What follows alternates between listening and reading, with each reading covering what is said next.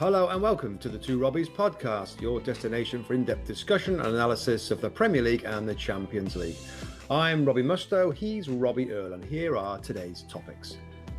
Cristiano Ronaldo bails out Ole Gunnar Solskjaer and Man United yet again. Man City breaking the half-time deadlock against Brugge thanks to 3 second-half goals. Liverpool outclassing 10-man Atletico Madrid at Anfield. Chelsea taking all 3 points in Sweden against Malmo. Nuno out and Antonio Conte in at Spurs. Is this the right move for Spurs and for Conte? And what next for Newcastle United after Unai Emery declines an offer from the Magpies? That's what we've got coming up in today's show. Okay, Rob, we'll get on to the Tottenham chat a little later. Of course, it's another midweek of Champions League action.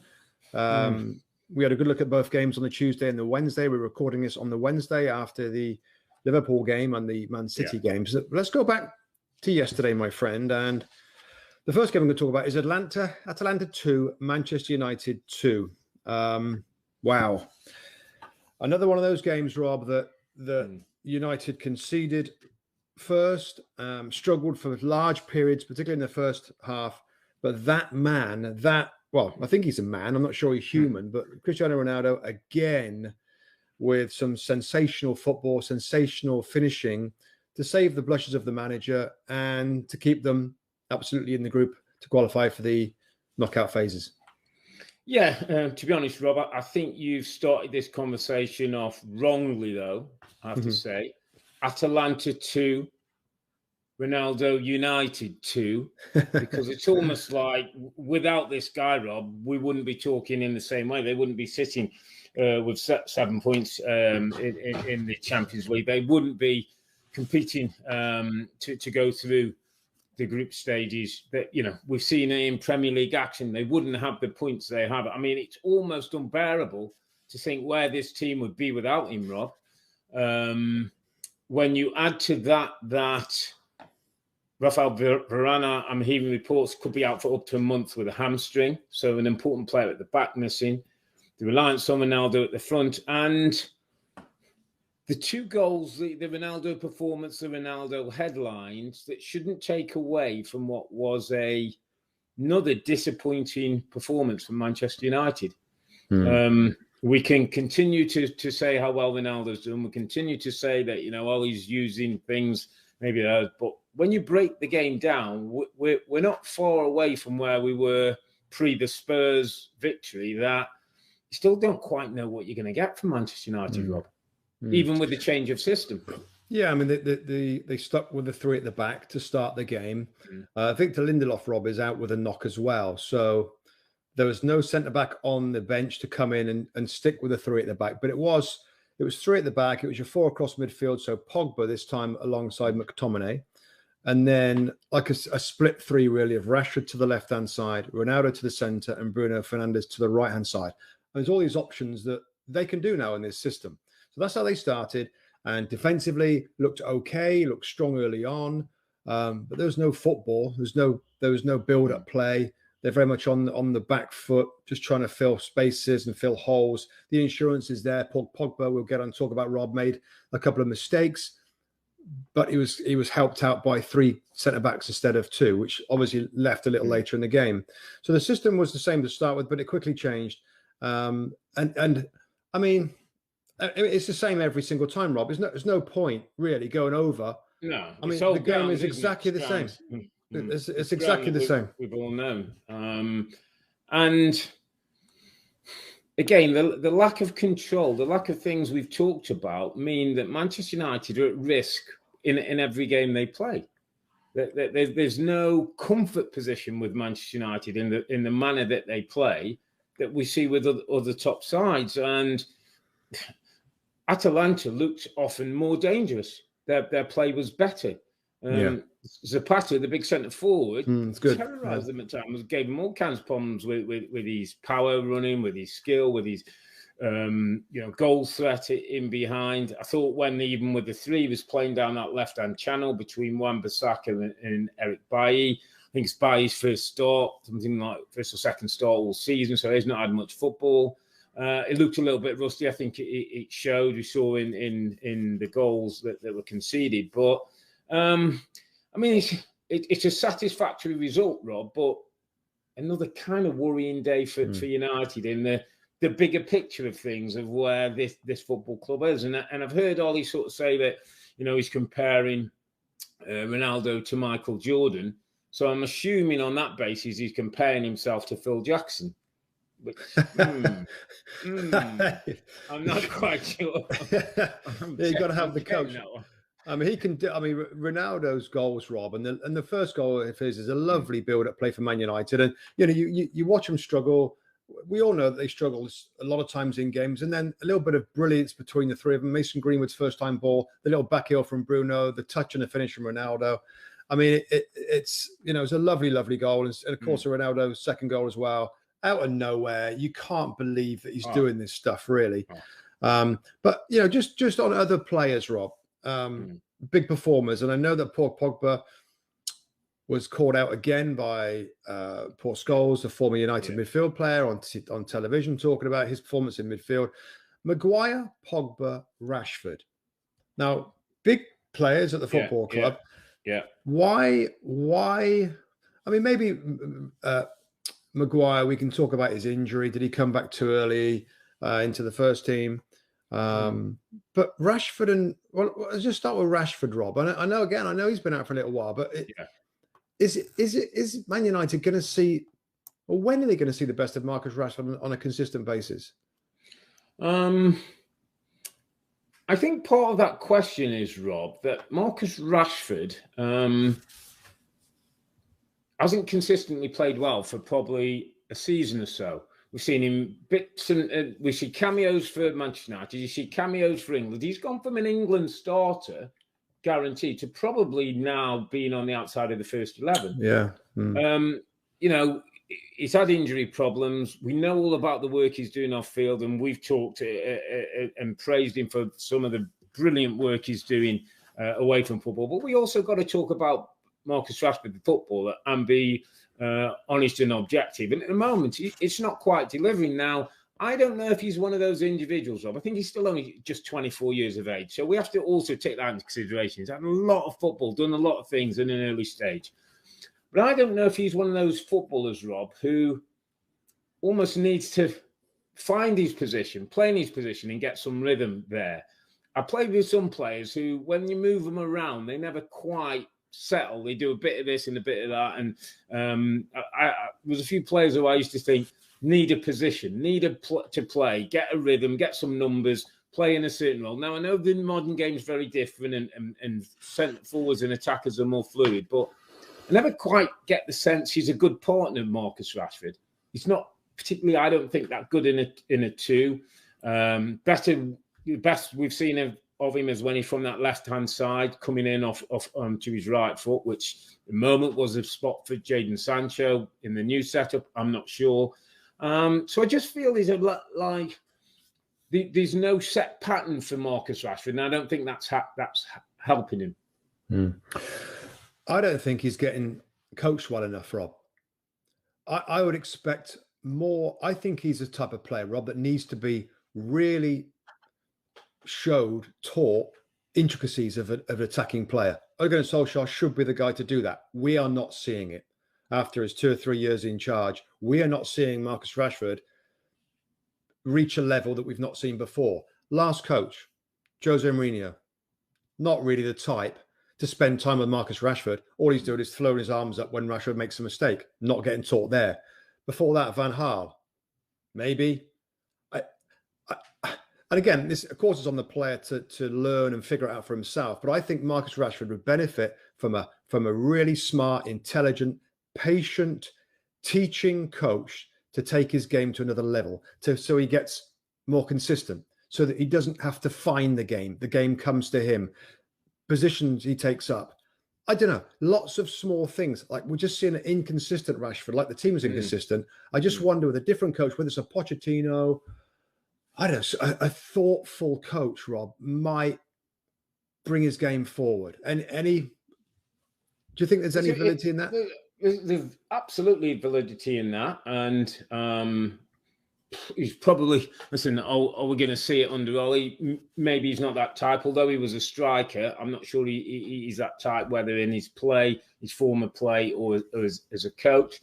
As you said, some of that also falls on a 24-year-old now who should start to be figuring things out. Yeah, he should be. But I get your point in terms of that rigor of going through training, learning where positions, knowing where to stand up. Ronaldo around there should be helpful on that. But, it's eventually it comes down as also to Marcus Rashford. If he feels that or his game isn't going, then between is it John McKenna who's involved, and Michael Carrick who's involved, and Mike Phelan who's involved. I heard when was it Arteta was at Man City and took Sterling for work. And they said, that sort of thing. Out of Sterling, that sort of way he's going to go have some one-on-one work in the afternoon. Again, you look at that backroom staff. I'm not sure how they work and who's the guy in there who can do that. But, it's a really valid point you make. Maybe he needs that little bit of rigor because you've got a top-class 15 to 20 goal Premier League scorer in your ranks. But at the moment, you're not quite sure what you're going to get from him. And the disappointments at times are part of that lack of consistency. It's not a team that relies on its style of play. So the individuals are going to have to do it. Their style of play is going to have to get you out the mire. And at the moment, it's Ronaldo's finishing. But beyond that, we're starting to, it's starting to be a struggle. Just before we move on, Rob, to other games, let's just touch on Paul Pogba.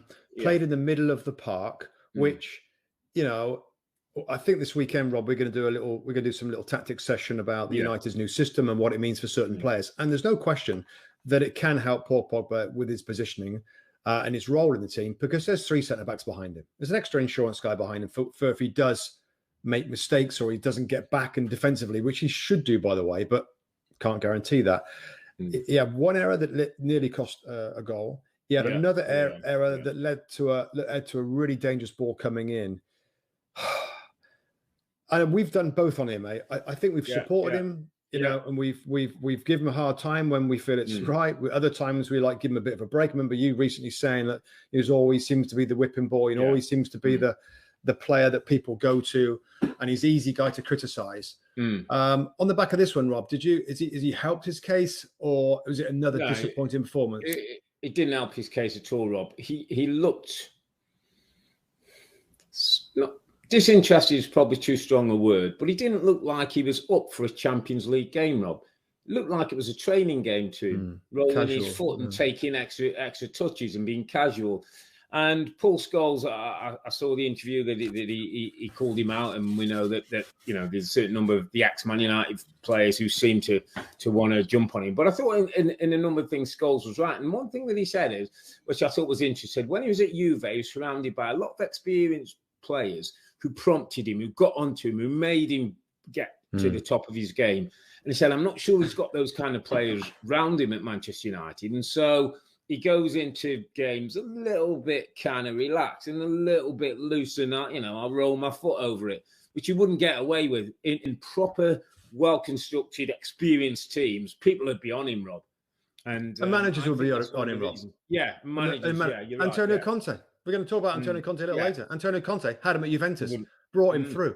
I mean, can you imagine Antonio Conte watching Paul Pogba try to hold people off and roll his foot on the ball? And but is the point that Paul Pogba wouldn't do that with Antonio Conte? Absolutely the point. Yeah, because he'd probably do it once. He'd go absolutely crazy, nuts at him, Antonio Conte. Then you wouldn't think he'd do it again.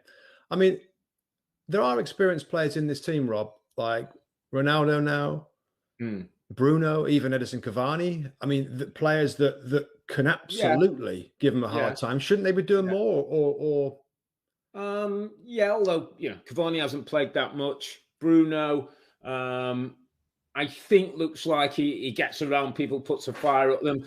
I almost get the sense that Pogba's so big, global star, World Cup winner. They let him get on with it. It's a little bit hard to do that. What you're not getting is back in the day, Rob, and I hate when we do the back in the day stuff, but it's pertinent that when Steve Bruce, the player, was playing at Manchester United, and he was probably the least skillful player that Manchester United had, let me tell you, he put a rocket up Keane, Ince, Beckham, Giggs, Scholes, who were all playing at the time, and he didn't mind that he wasn't the greatest player. His role as captain was to make sure they were doing the job, and that's where I'd like to see a Harry Maguire step forward. Now he's having a tougher time of it for himself. That he probably is thinking, you know what, I just got to get my own game in order. I ain't got time to even worry about anybody else. Which leads us to the Maguire situation, Rob. And right now, in terms of form, Harry Maguire would be close to being droppable.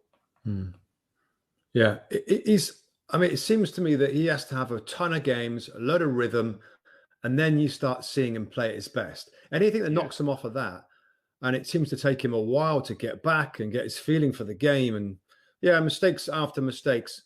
But just quickly, it is back to the manager. We talk about players not having to go at Paul Pogba or even the captain, but it does come down to the manager. The manager's got to be controlling and try and get the best out of these players. But Ronaldo did it again, mate. I mean, that's three. I think the last 3 Champions League games, he scored 7 points. Yeah, I mean, it's all for points. The 7 points they've got are basically down to him. Ronaldo United. Yeah. All right. Well, they're still going in the Champions League anyway. Scraped through. To today's game, Rob. Next on our list is Manchester City 4, Club Brugge 1. Yeah. Now, this happened today, same time. I watched the Liverpool game. Give me a report. How they look? Yeah. So I got a good look at this one. So City, Club Brugge, they beat them, I think, 4-0 in the first game. You're expecting them to kick on. They got the first goal after playing well. Foden gets the goal. And then a few minutes later, a little bit of sloppiness with their defending. Really didn't defend a ball into the box, and it comes in and deflects off John Stones into the back, and that 1-1. And then there was a little period of City not being clinical and clean with the passing. I think we've seen it a couple of times, the City, where it's like, it's a little bit slow, a little bit allowing the opposition to get behind the ball. And we got into half-time at 1-1. And I would imagine Pep would have had a few words to say about the speed of play, about the movement, about combinations that weren't really there. And then we saw what we expect from City.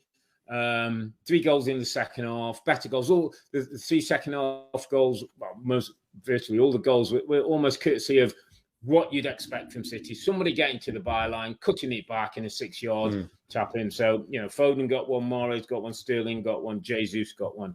So they got the result. I mean, Bruges were never really serious contenders to win the game. I thought a couple of interesting things, Rob, were the timings of substitutes. So Jesus came on for Grealish in around the 68th minute. Sterling came on for Mahrez just around that time as well. And then Bernardo Silva came off. Kevin De Bruyne came on. So I got the sense there was certainly once the game was won, there was a thought towards the Manchester derby at the weekend. That Pep was looking at things there. It kind of feels like good City are going to score goals and beat teams. And the days when we talked about that football just isn't right. That lack of striker might be something that might come to bite them, Rob, over the course of a season in Champions League or in the Premier League. Yeah. I mean, that result puts them in good shape. I mean, it's still a tight group right now. Man City 9 points. Second is PSG with 8 points. Bruges third with 4 points. And Leipzig, somewhat surprisingly, just with 1 point. I mean, I looked across. I've got games going on a little bit, and I just saw it was 1-1 for a little while. I thought, wow, I might have to focus on the Man City. I thought there might be a story there. It was soon after that. Obviously, they scored, and that was it. So just let's go forward, mate. Manchester United versus Man City. Coverage begins on Saturday, 7 a.m. Eastern time on NBC the Manchester derby. Let's just get straight into the odds, mate. I got some odds here from our friends PointsBet. So Man City, not surprisingly, favourites. So Man City to win is minus 143. The draw is plus 290, and the outsider of this bet is Man United win at plus 360. Plus 360 is quite big odds in a 2-horse race, no? It is quite big odds, and I think we know that Man United are capable of spectacular moments, or we see it almost every week. Just given what we know now, Rob, after the last couple of days and the last couple of weekends in the Premier League, is it that close? Is it? Do you fancy Man United can go there and win? I mean, what we don't know what to expect from Manchester United. Yes, at Old Trafford, yeah. Yes, United at home, yeah. Yeah. maybe without Rafael Varane. Yeah, and without I don't Varane. know. And Lindelof. I mean, if Lindelof's not fit, I mean, we're going to do a lot of talking about the 3-man defensive line. If Lindelof's not fit, they haven't got the players to do it. It'd be by Maguire. It's only two centre backs. Is a worry. Unless they put a Matic back there, Rob, as a something like that, or even maybe a Luke Shaw as a left side. Left side, yeah, he's done that maybe before now. Maybe, yeah, actually, it's not maybe an option. Generally, I have to say, Ole's been a man with a plan, hasn't he? In these big games, he's come up with something. He's generally sat deep. He's had his pace in the wide areas. He's hurt teams. Whether I can remember the likes of City, I remember Spurs game where he's pulled something out. I mean, it's interesting. So we've got this possible change for United. We're talking about 3 at the back and how that might suit them. We've got the false 9 from City that on good days is great, but on other days, I mean, 3 Premier League games now, City have failed to score, Rob. I think they only failed to score in 3 all last season. So it shows that that's gonna be part of the conversation if City don't win games. But what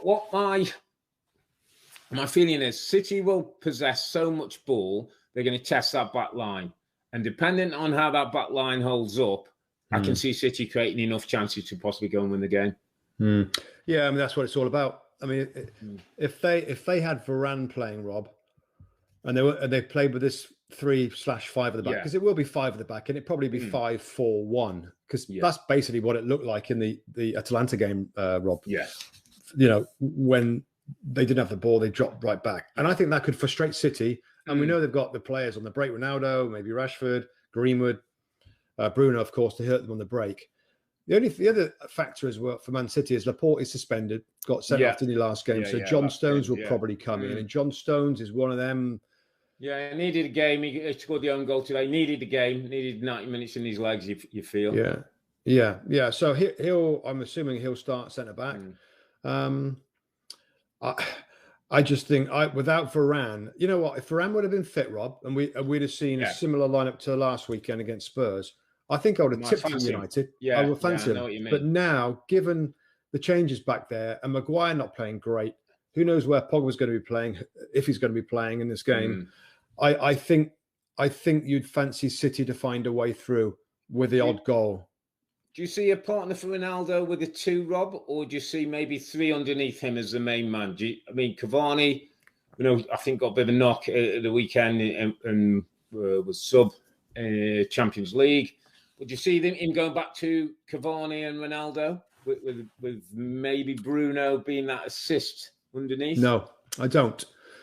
I think he will go for pace. I think Ronaldo and Cavani, when they are going to be seeing very little of the ball, when they win it in transition, they want some quick players. So maybe a Rashford, maybe a Greenwood. But this is where the different system is hard to get them all inside. Yeah. You have to play slightly differently then. You have to put Bruno into midfield to play Greenwood and Rashford and Ronaldo up front. I don't know. I'll throw him back to you. Does he start Paul Pogba? If so, where? Suspended, isn't he? Paul Pogba? Yeah, he got sent off, didn't he? Against Liverpool? Oh, he did. Sorry, you're absolutely right. He got sent off. Second game. Yeah, second game of 3. Second game suspension, yeah. Right, okay. So he won't be playing. So it's been McFred. It'll be McFred in midfield. Been McFred, which I think he would prefer to go with, to be honest. I think he'll go with McFred because of the opposition having so much ball. I think they're better set up. The 2 wing backs either side, based on, we don't know the 3. Van der Beek came on, Rob, last 10 minutes or so at the weekend. Jadon Sancho came on last 10 minutes. I mean, all of a sudden, that's a lot of money spent for 2 players who are not going to be part of your team when you need them. I mean, Sancho's got a bit of pace, can maybe offer something from a wide position. Feel less Van der Beek's going to be able to outlodge one of those midfield players or Bruno in that middle position. But at some point you think, well, he's got to give Sancho another dip at it, hasn't he? I think off the bench. I think Van der Beek and Sancho. I mean, Sancho, again, tons of money, loads of money on a player that doesn't look like he's ready to be a consistent performer for the team. So Van der Beek and Sancho probably off the bench. I think it's kind of open. I think City are more grooved, more consistent. United have got some issues with some players suspended. Varane's a big miss. I think City can go there and win it narrowly. Yeah, I just worry about Maguire's sort of mental state and his fitness at the moment, especially with Varane missing. Not sure which partner's going to have it. That's Bailly, then, you know, I just think Varane gives them a bit of leadership and a little bit of calmness back there. So, it's a big one to call. It's going to be a big game at Old Trafford, 7 a.m. Eastern time on NBCSN. We'll be ready for that one. Looking forward to it, my friend. Yeah, I mean, I think in terms of, you know, it potentially title defining in some ways. Speaking of title defining competitions, the world's best thoroughbreds are heading to Del Mar, California for the Breeders' Cup World Championships. And I got to say, I went to Del Mar, California, your neck of the woods, in the summer. I watched some horse racing. What a lovely spot that is. What a lovely track. What a lovely little vibe in the Del Mar race circuit. I just had the best time. Anyway, they'll compete in 14 championship races worth $31 million in purses and awards.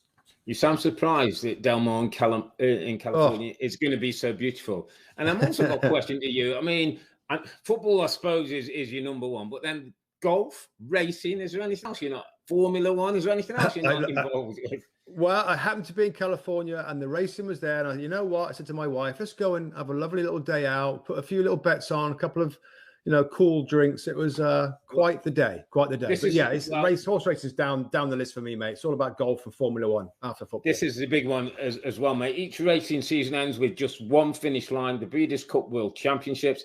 It's the one event every horse, every jockey, every trainer, every owner across the globe has their sights on. You can catch all the action live on November the 5th and 6th on NBC Sports. So check out breederscup.com/2021 to learn more. So that's breederscup.com/2021 to learn more. Now let's move on to another thoroughbred who was in a 2-horse race today against an athletic team that we know are motivated, are streetwise, or managed by a man with a real drive and enthusiasm to get the job done. But I know you were watching this game closely, my friend, and it looked like to me Liverpool put the fire out on Atleti. Well, they did, but it took a bit of time. And I think the opening, I thought, and we'll go on. We did see a red card. We'll talk about it in a second, but it was physical, Rob. It was physical. Atletico Madrid wanted to disrupt Liverpool. Of course, Anfield, big atmosphere. We know that between these two teams, no love lost, really. You know, they're very different. The managers are very different. There was a talk last time about Simeone never shakes hands with any manager, which I still think's like, what? Like, you know, who doesn't shake hands after a sporting match? So I can't stand that kind of philosophy from him. But yeah, I mean, Diogo Jota played up front, Rob, Mane to the left, Salah to the right. We had Henderson, Fabinho, and Oxlade-Chamberlain, the extra guy in midfield. I always think Liverpool looked more solid when Fabinho was there. Yeah. And then Henderson to the right-hand side, another leader, runner, conscientious midfield player.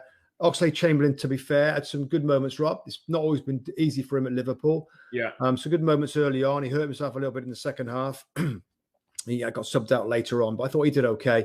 But Diogo Jota gets the first goal from a world-class cross from Trent Alexander-Arnold. I mean, what can you say? You're not surprised, Rob, when with that right foot, just how good he is with it, how accurate he is with it. I mean, a first-time ball, one of those sort of, you know, like the type that Henderson tries to hit sometimes, the old first time went in behind. It was a beautiful cross. It bounced up. Jota goes in there where he wants to be, behind the defenders, in between the goalkeeper and defenders. Again, a fantastic cross. He nods it in to make it 1-0. Sadio Mane scored after 21 minutes to make it 2-0. We had offside. I mean, goals disallowed. Yeah. And then we had this red card. Felipe. Yeah, I didn't see that. Yeah, I saw. So aggressive player, right through the centre of the pitch for Atletico Madrid. 37th minute. He stops the counter-attack, basically, in Liverpool's own half. Sadio Mane picks a ball up, runs away from Felipe, who deliberately brings him down, deliberately. He did have his foot up, his studs up, but it was a trip more than a hack or a real forceful challenge. And the referee blows a whistle, and everybody watching the game anywhere thinks, definite yellow card.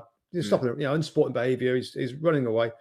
Anyway, he tries to bring Felipe back to him to give him the yellow card, and he wouldn't really come back. So if the referee gets closer and gets more angry and angry. Anyway, when he pulls out a card, it's a red card. It's a straight red, Rob. And I mentioned it on social media, and people saying, well, one's for the tackle, one's for dissent, talking back to ref dissent or whatever. Well, that would be 2 yellows. It was a straight red. So straight red can only be for violent conduct, serious foul play, foul and abusive language. Foul and abusive language. He might have said something abusive to the referee. Red card may have been possible. That. I mean, there's also, and I mentioned it on the tweet that I put out there, that it kind of was a studs up trip, Rob. Again, no force. Yeah. It's not.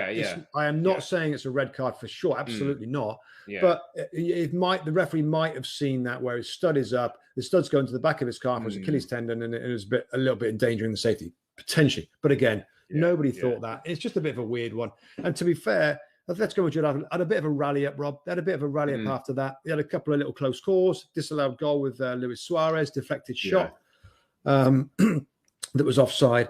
But then a little later, it was easy. It was easy. And the game was pretty much done. There was situations where they could have scored more goals. But that was it. That was your story. The red card. And I wish we'd have seen it at halftime or afterwards to get a bit more sense of why that was given. We didn't get to see many replays.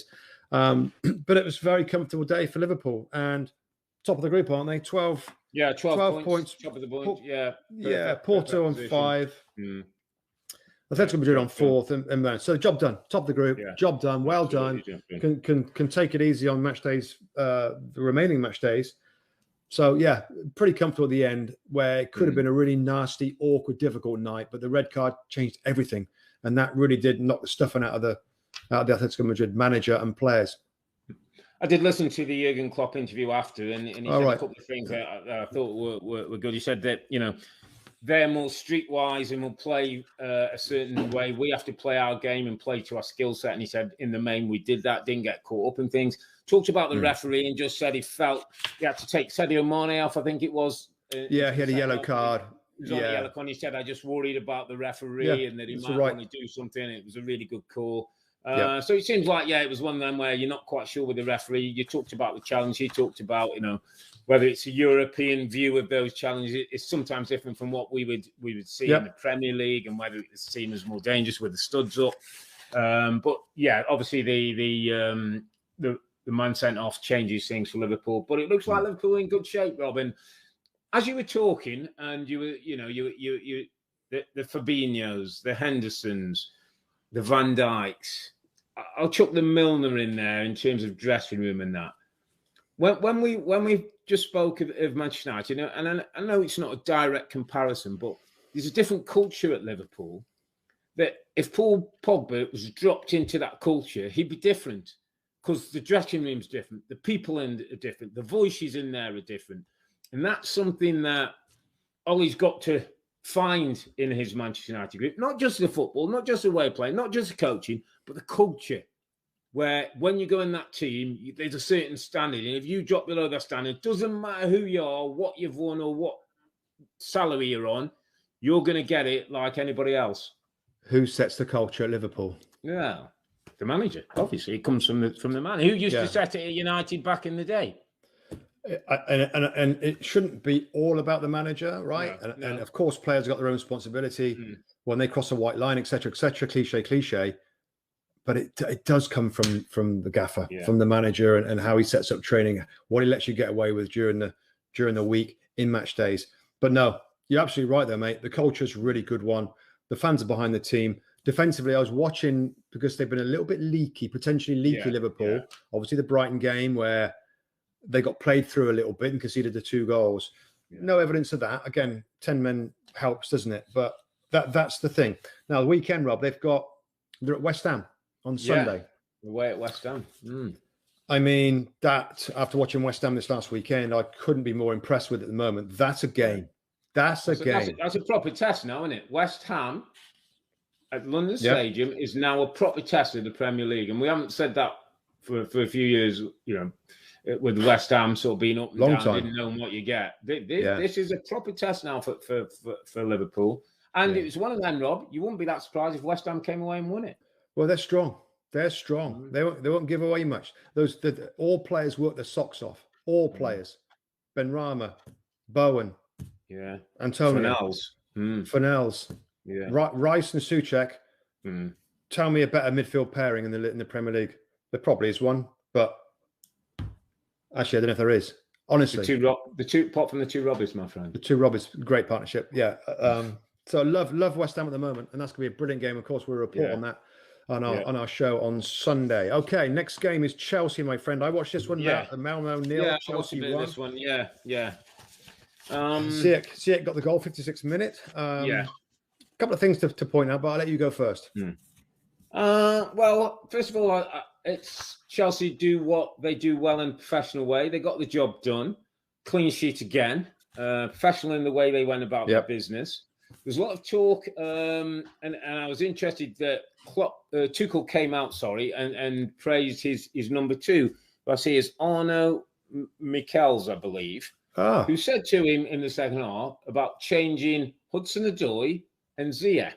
So Hudson-Odoi started underneath Havertz on the left-hand side, and Ziyech on the left. So they're sort of inverted number 10s playing underneath a main striker.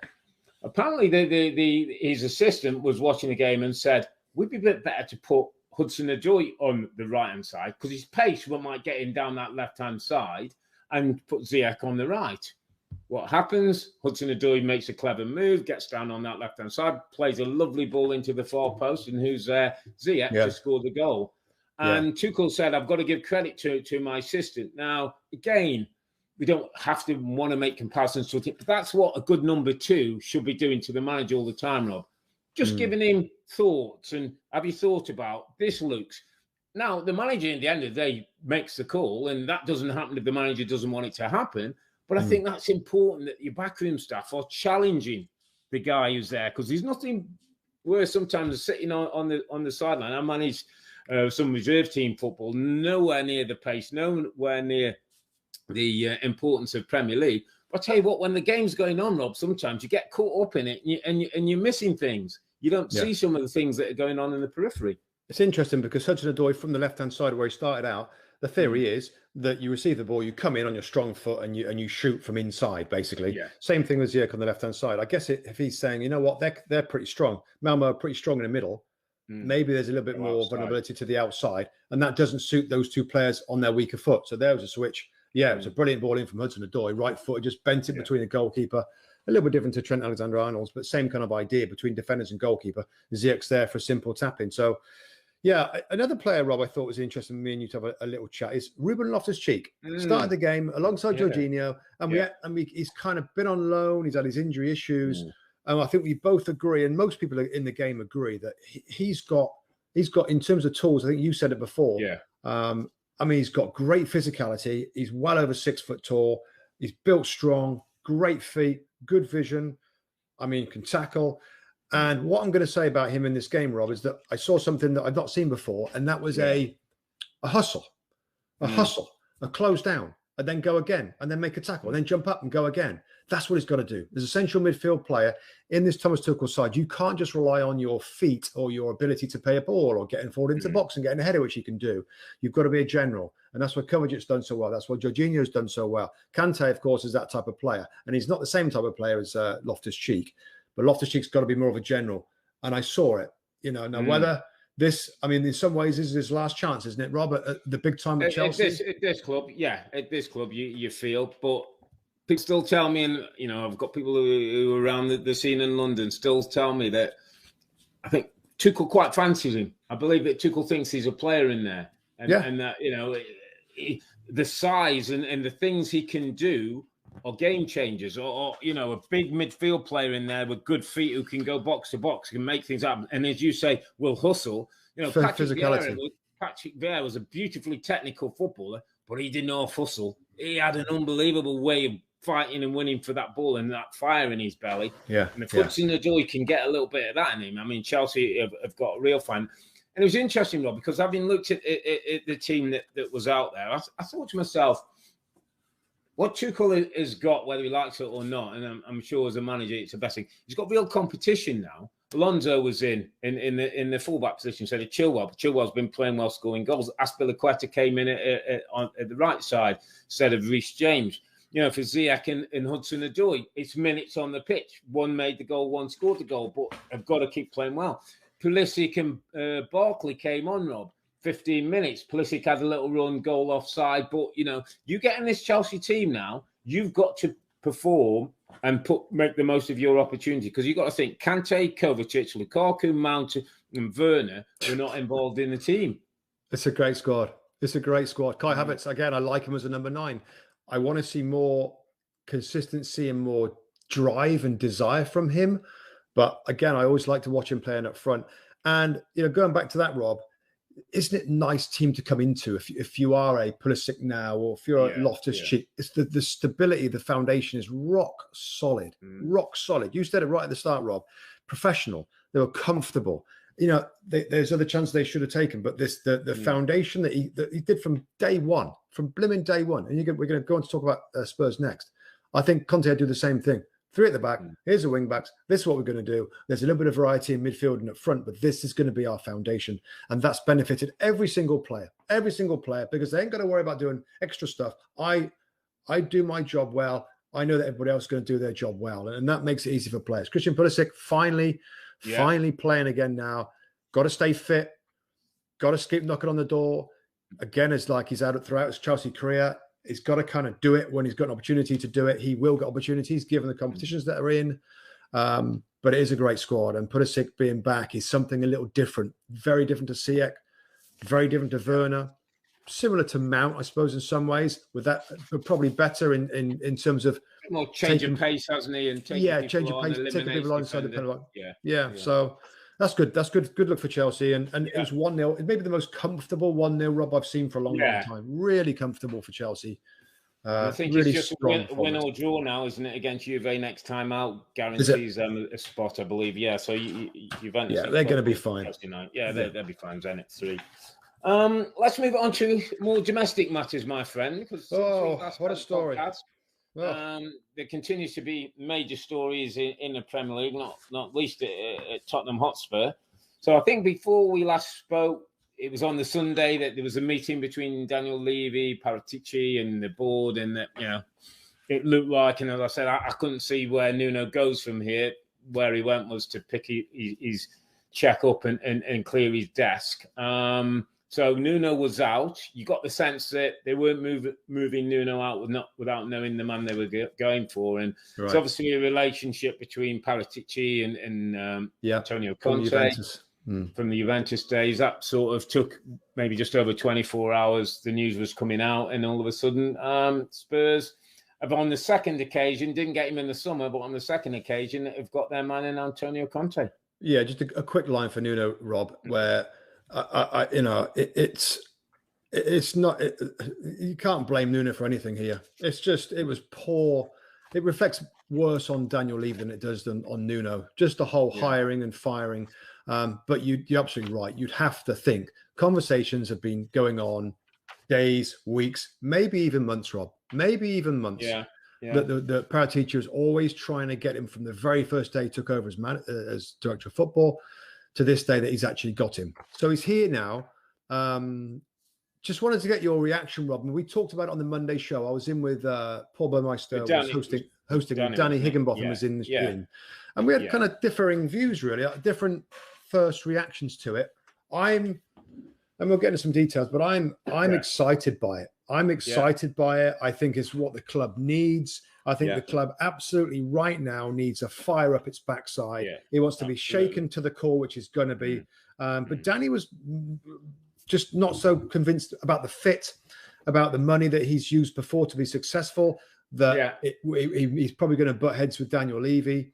That was more Danny's side of it. It was just a different take. And it's a take I've heard actually, of course, in other circles in analysing this appointment. Where do you sit? He's not. I mean, if Mourinho was sort of an outlier from what you'd expect of a normal Spurs type manager, then Conte is right out there, and I think that's where some people think, like, that this ain't going to work.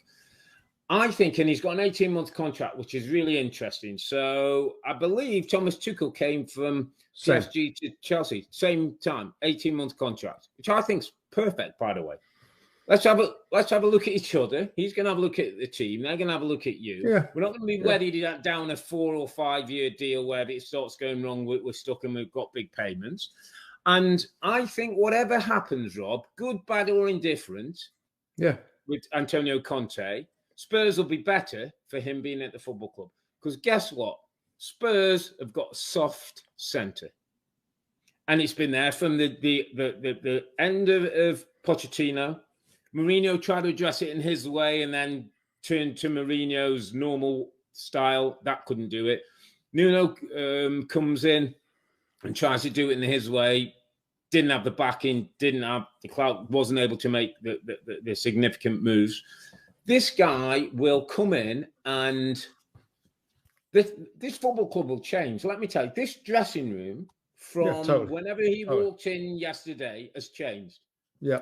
It's totally changed. All the banter, all the thing will change. He will change it, Rob. We've been in and around dressing rooms where players can change things or managers. This guy will totally change for the better. This is now serious business. My worry is, and I know we'll talk about him spending money and whatever, is I saw Paratici did an interview today and said, like, we've got a lot of faith in the group that we've got, and we think there's more can be done from them, which kind of tells you, I don't think they're going to give him a war chest, certainly in the early days. I think they feel that this group of players can be doing better set up, etc., etc. I worry for his back three. I worry that the back three that he's going to want are not in this football club. No, there's not an Azpilicueta. There's not a Gary Cahill. There's not a John Terry. There's not a Giorgio Chiellini or Bozzali or a Bonucci that he's worked with before. Cristian Romero will be obviously the Italian connection, and it's a Paratici signing. I mean, I've got a predicted lineup in front of me here, and he's got Davinson Sanchez and Eric Dyer. Now, if there's, I mean, in Eric Dyer and in Ben Davies, time's up. I'm afraid. I mean, he is going to want to change a lot of this team, Rob. But he is going to go in initially, and I've said the story on air on the weekend. I'll tell it again quickly right now. I watched one of Antonio Conte's first training sessions. Wow. I went to Raleigh, North Carolina. Juventus were playing a preseason friendly there. I was there commentating on the game for another network, and it was Paratici signed Antonio Conte in the May of 2011, I think it is. 2011. This is 2011. This is right, and this is the June. So he's had a month in the job. I sat and watched training the day before at the training facility they used, and I watched for 40 minutes. I said it on air when the game was going on. I watched for 40 minutes, and I watched 40 minutes of shadow play. And for those who don't know what that is, it's basically the starting 11 on a full-size pitch with no opponents. So the goalkeeper, I think it was Buffon back then, rolls the ball out, goes into midfield. Okay, we want you to go to Lichtsteiner. Lichtsteiner, how about you at the striker? Drop it back, and then we go over there. And then you end up with a shot across. All right, he goes back again. Okay, this time we're going to the left side, into Pirlo, into Marquisio, into the striker, switch it over there, boom, boom, boom. Okay, for 40 minutes, solid. Setting patterns of play, basically. Repetition, muscle memory. I work on the game next day, Rob, in commentating. Obviously, from a great position, I'm like, in the game, I'm like, this is it. Saw it all yesterday. The team was already starting to find a groove, Rob. It kind of knew what it was doing, flicking the ball around corners, and the player ready for it because they've done it. Lichtsteiner on his bike on the right hand side, switch the ball over to him because they've done it into Luca Toni, back in. It was. I mean, listen, it's nothing rocket science, nothing that others haven't done before, but that's what he's going to do. That, and did you read the Ashley Young quotes from his time at Inter Milan with Antonio Conte last season? They're going to run. They're going to run. He said the amount of running of the team and making them fitter and run and harder and harder and harder until they can hardly flip and stay on the feet. That's what they've got coming up. So physical, fitter, groove system of play. That's what they're going to have immediately. And some of these players are not going to be used to it, Rob. Right. Some of them are not going to have the belly for it. And the ones that won't, I'll tell you now, he'll shift you to the side. Absolutely. You want people with him because he's going to want people in games that are going to see things out for 90 minutes. He needs a structure in his team. He's already talked about, I think he's looking at players down the spine, and that's where, the January transfer window, he's got a couple of players, I believe, in Italy. He's thinking I think Frank Kesse's one, the Ivory Coast. Yeah. I did him. He was in the Olympics, so I watched him closely there at AC Milan. Good player, central midfield player, very, very good. Obviously, he's got a great network and knowledge of the Italian game. But yeah, it's going to be interesting. And the other big thing, Rob, just quickly touching on is how does he deal with Harry Kane? How's he get the great goal scorer back on track? Well, I again, reports and stuff. Apparently Harry Kane wants to stay. He's enthused. He's encouraged with the new manager, and maybe it's going to get him revved up again. By the way, the last game against United, Rob, I was thinking like today. Maybe they already knew. Maybe they all already knew there was a change coming. Nuno was going. Yeah, Nuno's going. There's a new manager. I mean, listen, that's total ridiculous speculation from me. But sometimes this stuff just doesn't happen in the space of a few hours overnight. And I know I'm not saying that, but no, you're absolutely right. Dele. So Dele, as well as another player, and my understanding is that he's a brilliant athlete. That he can run up and down. He's one of the best in pre-season. Yeah. Arturo Vidal type of player that he is a player that I think Conte will love to use. Yeah. Will want to get the best of him. Of course, Kane as well. He's got Kane. He's got Lucas who can run. He's got Heung-min Son. I think Pierre-Emile Højbjerg, Rob, not a brilliant footballer, but kind of a Conte. Solid, he's a Conte type of player. You have Romero. I think you like Ollie Skip. You like Skip. I think he'll Skip. Sergio Reguilón on the left-hand side is more of a wing-back. It just is. Right wing back, Emerson Royal. I mean, not that many expensive parts needs to be brought in. And going back to the money side of it, Rob, and I did a ton of research and I looked back at his previous clubs. And he spent some money at Chelsea. I'm not sure that he spent the money, though. I think the club spent the money. They were going for a period of bringing lots of players in. And he fell out with Chelsea because he wanted to have more say in who comes in. Chelsea... Yeah. So it's not as though he demanded money to be spent at Chelsea. They spent money, yes, and he used it pretty well. Juventus, he didn't. Juventus, when he turned that club around from nothing for a long period of time to winning the Scudetto, didn't spend much money. Inter, yes, on Eriksen and Lukaku. Yeah. But again, he's more, for me, than a manager that only does well spending money. Yeah. I mean, how many managers are out there, Rob, that spent a ton of money and still don't do anything? Win anything. He's more than a money spending coach for me, and that's why I'm excited. We're going to get answers, Robbie Earle. We're going to get answers. We're going to find out about this group. Everything from the day with Pochettino and this football club, and what they've got now, Rob, is a top 6 coach. We're going to find out if Spurs are a top 6 club. Because this guy can drag you to. There's no excuses, mate. There's nothing else from us in the studio. I'm not sure if it's the players or the manager. We know it's not going to be the manager. He's not Poch football, but he's Poch coach with silverware. Yeah, he's that caliber of different coach level with silverware. So now, as you say, we're going to find out. And also, Rob, last thing before I forget, just also in terms of money in that, national team of Italy, 2016 Euros. Yeah. Did really well. Lost, I think, to Germany in the quarterfinals, I think, on penalties. But did a great job. Nothing to do with money. International football. So I think it's at the start, I thought, you know what? Maybe it's not a perfect kind of marriage. Man United would have been an easier job for him. But I think it's going to be incredibly interesting. And, it's going to be fun to see what they can do. If he has a good 18, good first year, Manchester United might be knocking that door and looking to extend that contract. So let's wait and see in the new round. But looking forward to that one. Antonio Conte at Spurs. We'll get to find out a little bit about them. Just in closing, mate, we've got to talk about Unai Emery and the Newcastle job, because it was sort of reported and broke yesterday that Unai Emery was the number one target for Newcastle to lead them out with the new Saudi ownership, away from relegation and start the building blocks, I think, for this football club. And maybe against many people's thoughts, Unai Emery stated that he's 100% committed to Villarreal. He thought that he was grateful for the interest of a great club, but he's grateful to stay at the club that he's had. Got a good relationship with the club, apparently. His family are back home in Villarreal. They're in the Champions League. I don't think he liked how this story was broke ahead of a Champions League game, and probably just looked at Newcastle and thought, is this what I need right now in my career? I mean, basically, he's going from a Champions League campaign to a relegation fight. I hear you, but I'm still a bit surprised.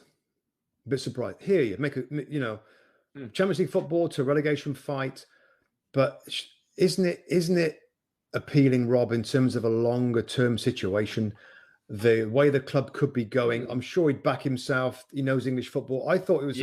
I didn't mind it. I thought it was a good shout. Unai Emery. He's proven himself. He is a good manager, and we have since seen that Arsenal was a different Arsenal. It was a dying a death Arsenal that he was in charge of, and Mikel Arteta, to be fair, had this huge transition he had to kind of perform, and now we're seeing a new Arsenal which looks better.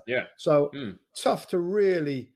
I mean, at the time, it was like, wow, what is he doing with this Arsenal side? Yeah. But now we know that the team is pretty awful. I thought he would have gone for it. And I just wonder if he might regret it at some point in the future, Rob, that he could be managing a incredible club with amazing financial backing that he could have had an incredible adventure with. He's not decided to do it. I think it's a bit of a blow. I think of all the people out there, I kind of liked it as an appointment. But yeah, so he turned it down. Looks like he's turned it down, which is still surprising.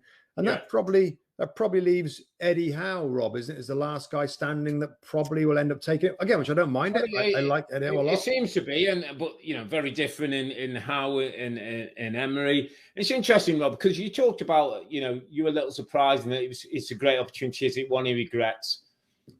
I think there's a slight reality with someone like Unai Emery, who probably knows it's a stepping stone. He's not the guy who's going to be the could have been, who Rob. goes on to riches. I don't think he's a guy. No, I don't think so. If he does well enough to pull him out of trouble, and the fans like him, he gets some more money, they gradually improve the quality of the squad. I think he could have been there for a while. Do you?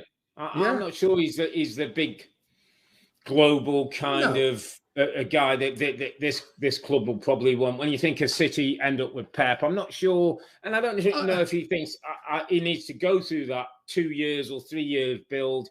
How much that enhances his reputation, I don't know. You could be right. Listen, it's Newcastle United, it's a lot of money, but it makes me think that this job might not quite be what everybody thought of when it first happened. Every week that this team continue to not win games, this team continue to fight relegation, Rob. If we get to Christmas and they're down there again, this might be a real fight to get in. You can bring in so many players at Christmas.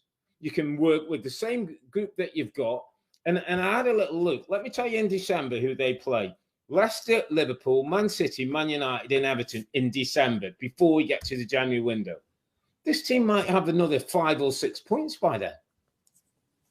Yeah, I mean, there's obviously a short-term emergency situation going on right now. Sam Allardyce, get him on the phone. Blimey. The end of the season, keep you in the league, and then let's have some time to think about it. I mean, there's going to be horrendous panic over the next few weeks, Rob. I mean, like with that fixture, the situation going on, they got to get a new manager in there ASAP. Eddie Howe. I don't know. Risk, Rob. It's a risk, isn't it? I think anybody's a risk. Anybody that's going to walk in that door is going to be a risk, because anybody who's kind of is standing is a load higher than that is not going to take it. So anybody who's going to take it, you're going to have a little bit of doubt whether it's Unai Emery or it's going to be Eddie Howe. Frank Lampard would have been a risk. Anybody's going to be a risk. So it's just they're going to have a very difficult few weeks and months trying to get out of relegation issue. The situation down there, because they have to stay in the league, and that's what makes it crazy interesting to see how they're going to do it. If you fancy it again, back to Unai Emery, if he's confident in himself, it's a short term problem, yes, but the longer term potential, I don't know. I would again, I'm a little surprised that he hasn't done it. Maybe they can resurrect it, but I don't think so. They can get the dream team. Salah, Allardyce as manager. Tony blimey. Pulis as assistant. Oh, God. Neil Warnock as head coach. Oh, brilliant. You got it. Perfect. Yeah, you got Chris it. Wilder. Experience. Chris Wilder, first team Chris coach. Wilder, first team coach or physio. I mean, you got it all there. Experience, know-how, stay in the league. Lump it forward. Perfect. Lump it forward, stay in the league, and then go on to your riches in your Champions League. Listen, mate, we've got to wrap it up there. A good old chat and a good week of Champions League football for the Premier team. Manchester City, Liverpool and Chelsea all win, and United grab a valuable duel courtesy of another rescue act from Ronaldo. We'll be back on Sunday, that's the 7th of November, and we'll look back at match week 11, review all those games, including the big one. Yeah, it's Red v Blue, it's United v City, it's the Manchester Derby. But for now, I'm Earle, he's Mustoe, together with the two Robbies. Thanks for watching and listening. Be safe, stay healthy. It's a good night from me. And it's good night from him. Good night. Good night.